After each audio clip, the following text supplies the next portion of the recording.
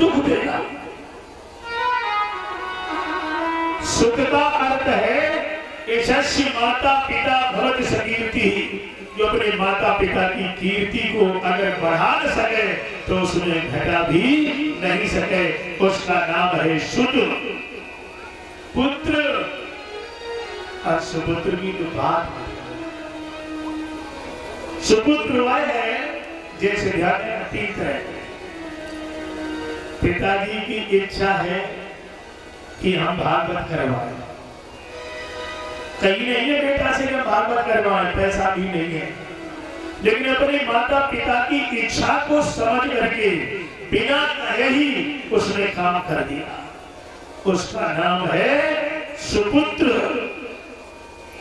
तुमने कहा बेटा ने चले जा खेत में, क्या हो रहा है, तो खड़ा तो होगा पिन्हाता जाएगा, कहा गई आफत आ गई, अब नाई भी नहीं कर सकता, पिताजी लग रही है, तो गया तो, लेकिन मन से नहीं गया, बेमन गया, चलो कर तो दिया था, उसको कहते हैं पुत्र।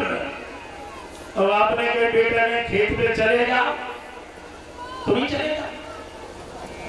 पिताजी ने कहा बेटा जरा फलाना काम करके आओ, तुम ही नहीं करे, आप चले जाओ। उसका नाम है कुपुत्र। याद रखना, ऐसे पुत्र के साथ रहने में कभी शांति की आशा नहीं करना।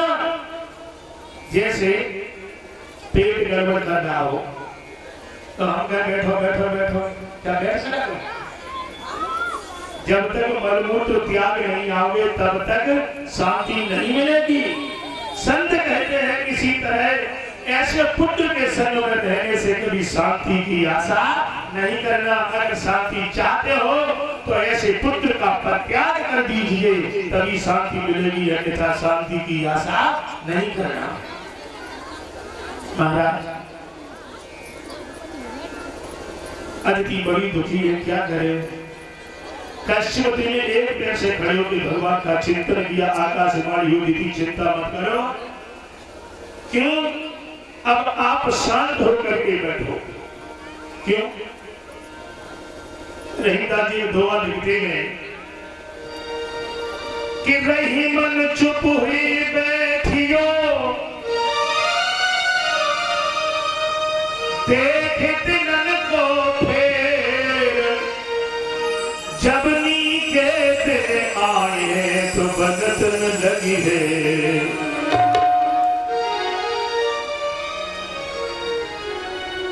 भक्तवत्सल भगवान की जय। रही मन चुप हुई बैठिए, देख दिनन को फेर, और जब नी के दिन आए। देखो एक घटना बताए। अभी बसंत ऋतु चल रही है, होली, और जब तक आषाढ़ का महीना नहीं आएगा तब तक कोयल खूब बोलेगी आपकी डाली के सुबह सुबह सुनना। और आषाढ़ के महीना में एक भन्न गिर जाए पानी की, फिर कोयल की आवाज सुनाई। क्यों? कोयल जानती है पानी बरसेगा, अब हमारी आवाज किसी को अच्छी किसकी लगेगी? तुलसी पावस के समय धरी को किरण मोन, अब तो दादुर बोले है हमें पूछी है। अब कोयल कहती हमारी आवाज नहीं अच्छी लगेगी तो बेड़ की आवाज अच्छी लगेगी। तो कुसुमन में कोयल भी चुप हो जाती है। इसलिए याद रखना, जब कुसुमन आ जाए तो चुपचाप भगवान का ध्यान करना, फिर हाथ पर चलाने की जरूरत नहीं है। भक्तजनों, भगवान ने आश्वासन दिया और भाद्र मास की शुक्ल पक्ष की द्वादशी को ठीक दिन की 2 बजे भगवान बामन अंगुल में प्रकट। ध्यान देना, इसके पहले भगवान ने देवताओं की संधि कराई और समुद्र मंथन करवाया। देखिए विस्तार से कह लो कथा, चाहे बिल्कुल सब समझा दो, सूत्र याद होना चाहिए। समुद्र मंथन भगवान ने अमृत के लिए नहीं करवाया।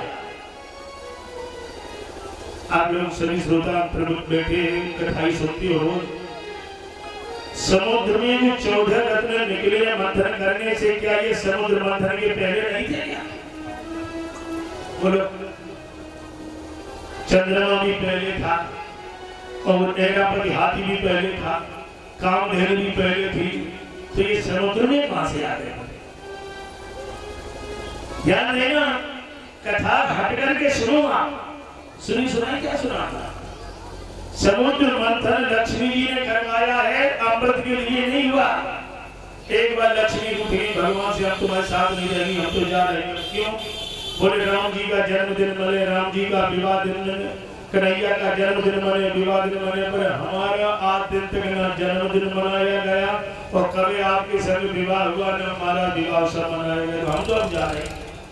भगवान ने कहा तो मुसीबत हो गई खड़ी, तो 14 रत्न लिए समुद्र में डाल दिए और मंथन करवाया। जब याद रखना, तो आप जानते हो वह महेंद्राचल पर्वत भगवान ने अपनी पीठ पर कछुआ बन करके दिखाया ना, तो किसी ने भगवान से पूछा, इतना कोमल शरीर होने के बाद भी तुमने महेंद्राचल पर्वत पीठ पर रख लिया, तो आपके दर्द नहीं हुआ क्या?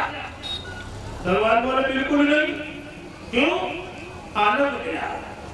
कितना आनंद मिला? कोई नाम तो है क्या? भगवान बोले नाम तो नहीं है।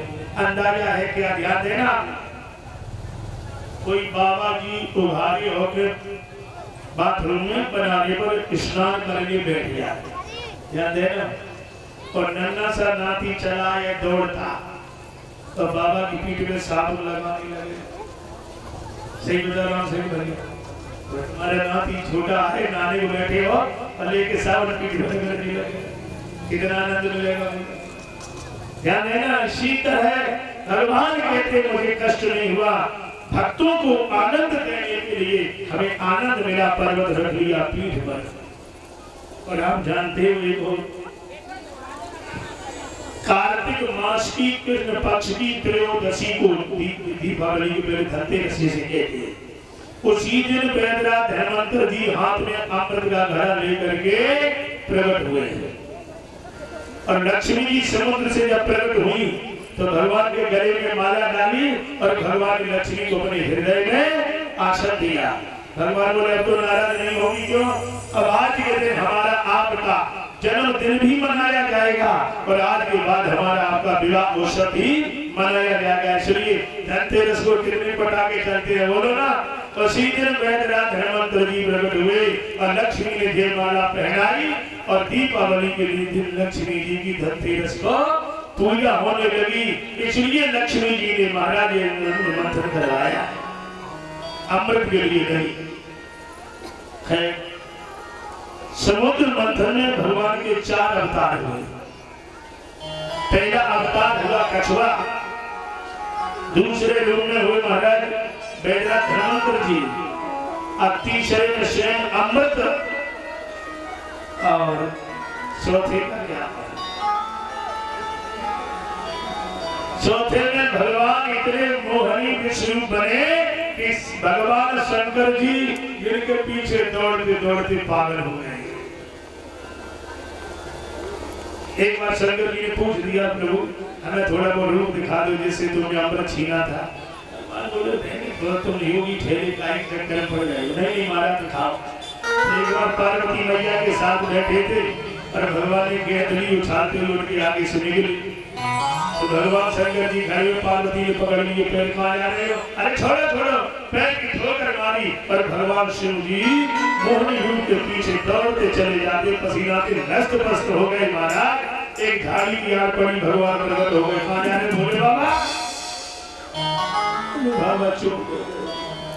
अरे महाराज अभी अभी एक सुंदर लड़की थी यहाँ, क्या आपने देखी है? भगवान मुस्कुरा के बोले, भोलेनाथ तुमने कामदेव चला दिया और लड़की के पीछे पागल होके डोल रहे हो। कोई नहीं थी। महाराज कथा कहती है कि भगवान शिव वीर को नहीं रोक पाए, धरती पर गिर पड़ा। जहां वीर का स्थिर था वहीं पर सोने और चांदी तांबे की खदानें बनकर के तैयार। इसलिए कभी हमें अभिमान नहीं करना चाहिए कि हमने काम को जीत लिया। ध्यान देना, काम शंकर जी ने जलाया नहीं है, काम मरा भी नहीं है और काम मरता भी नहीं है। तो काम हर व्यक्ति के हृदय में सोता है, काम हर व्यक्ति के हृदय में सोता है। और तब तक अरे राम राम से क्या हो गया?